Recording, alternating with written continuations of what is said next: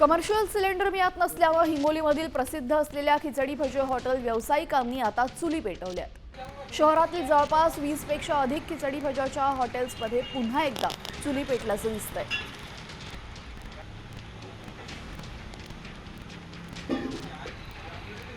दरम्यान हिंगोली शहरातील अकोला बायपास परिसरातून याचा आढावा घेतलाय आमचे प्रतिनिधी संदीप नागरे यांनी। पाहूयात। आखाती देशातील युद्धामुळे गॅस सिलेंडरचा महाराष्ट्रामध्ये मोठा तुटवडा निर्माण झालेला आहे आणि किरकोळ व्यावसायिकांना देखील याचा फटका बसलेला आहे।